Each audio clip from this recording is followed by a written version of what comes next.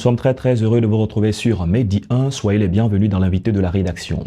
Les difficultés font partie des conditions de vie. Les épreuves forgent l'être humain et révèlent sa vraie valeur. Dans son livre intitulé « Prendre ses difficultés comme un moyen de réussite », l'auteur affirme ceci.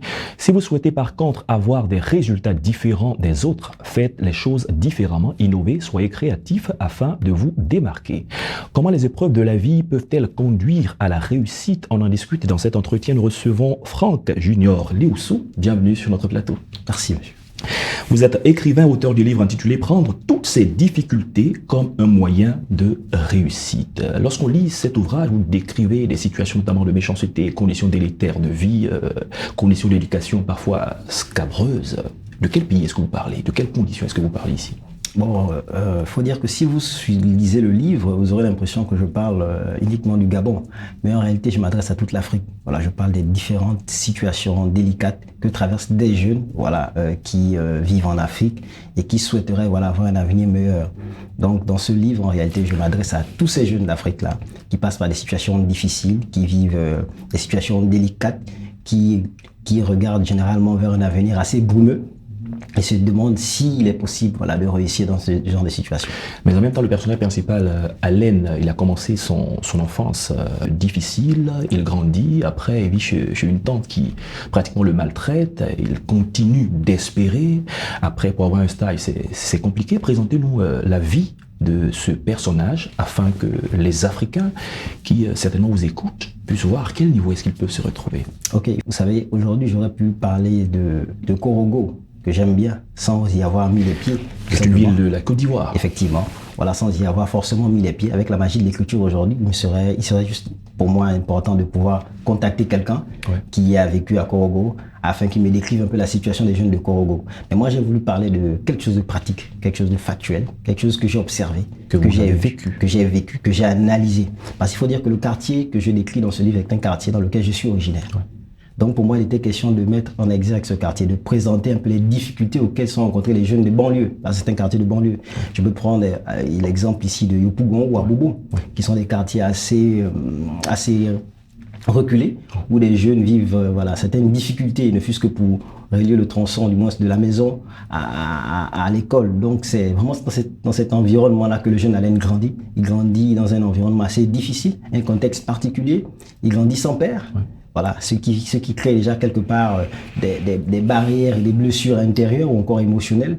Il grandit dans un environnement où l'école n'est pas toujours la tasse de thé de ses différents amis. Voilà, il y a beaucoup de violence, il y a beaucoup de drogue, il y a de la violence, il y a de la drogue, il y a tous les différents vices de jeunesse. Mais malgré cela, ce jeune reçoit vraiment une éducation assez draconienne et forte, qui, du moins, lui permettent de pouvoir voilà, garder ces différentes valeurs-là pour devenir quelqu'un de bien. Et quand il faut aller à l'école, sur les tables bancs, parfois, c'est 4-5 personnes qui partagent une place. Parfois, les gens prennent des cours assis ou en étant debout, des amphis qui sont bondés de monde.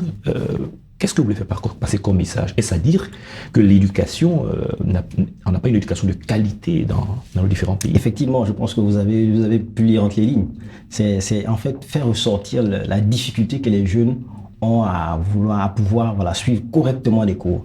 Moi, pour parler de cette histoire, du moins de ce pan relatif à des effectifs pléthoriques, moi-même j'ai été victime de cela. C'est des choses que j'ai eu à vivre. C'est pour moi aussi une manière d'interpeller un peu le gouvernement. Vous savez, l'écrivain a plusieurs fonctions. Il sensibilise, il interpelle, il dénonce, d'accord? Et aujourd'hui, dans ce livre, je veux vraiment attirer l'attention du gouvernement sur ces effectifs pléthoriques-là, sur ces conditions difficiles auxquelles des jeunes de 12-13 ans se mettent à suivre des cours à 3. L'histoire que vous décrivez commence au Gabon, se déporte au Sénégal. Le jeune Alain, avec les difficultés qu'il rencontre, finalement, il a des opportunités, et il a fait des études, il va soutenir un master. Finalement, il se retrouve chauffeur dans une famille aisée. Comment ça arrive? Bon, écoutez, il faut dire que si vous lisez bien ce livre, je fais apparaître, ou encore je permets à ce que les personnes qui liront ce livre comprennent la vie différemment.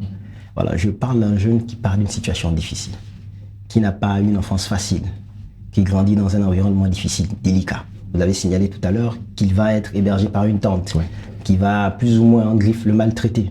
Mais avant de le maltraiter, elle lui faisait du bien, il était heureux. Il était heureux. Mais après, il va se rendre compte que voilà, cette Qui n'est pas le tente bienvenu. a deux visages. Ouais. Et après, mais malgré toutes ces choses, si vous lisez entre les lignes, il reste focus.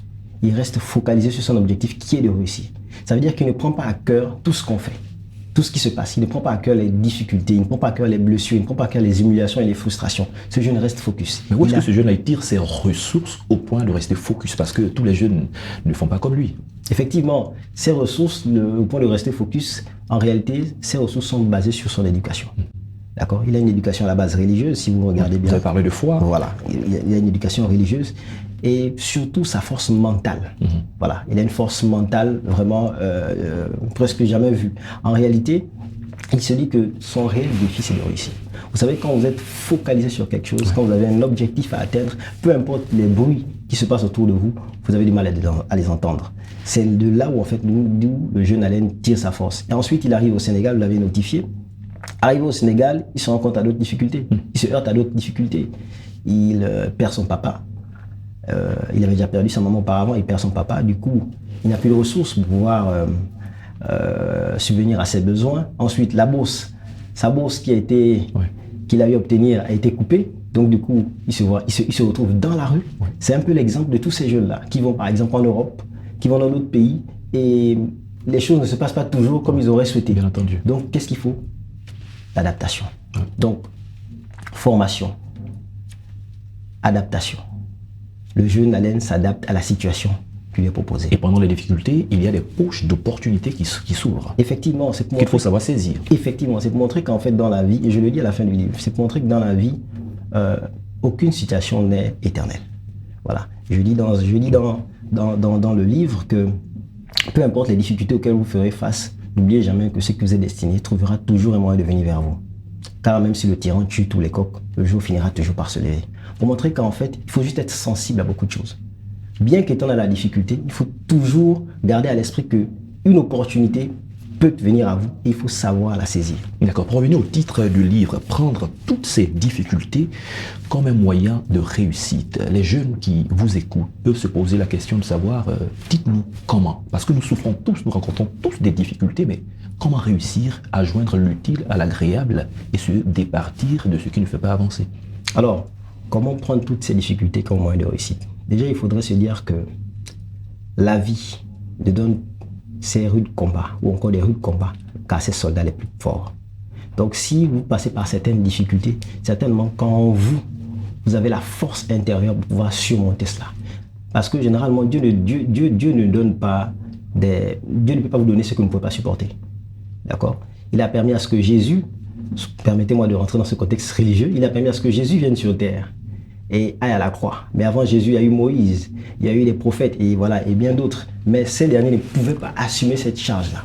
Donc en réalité, ce que je veux dire à tous mes frères jeunes, à tous mes amis, à tous les jeunes de la Côte d'Ivoire et de l'Afrique, c'est que peu importe les difficultés auxquelles vous ferez face, peu importe la situation difficile que vous traversez, vous devez vous dire en vous-même que si vous traversez cette situation difficile, c'est pour réveiller ou encore faire sortir le meilleur de ceux qui sommeillent en vous. Parce que le meilleur n'est pas ce que vous vivez ou ce que vous êtes, mais le meilleur de vous est en vous. Nous espérons qu'après tout ce qui a été dit, plus d'un s'approprie le livre pour en savoir certainement davantage. Le livre qui est intitulé « Prendre toutes ces difficultés comme un moyen de réussite ». On a eu du plaisir à échanger avec vous. Vous êtes Franck Junior Léoussou, écrivain. Merci d'être passé sur notre plateau. C'est moi qui vous remercie, monsieur Thomas. Merci à vous. Merci à tous de nous avoir suivis. À très vite.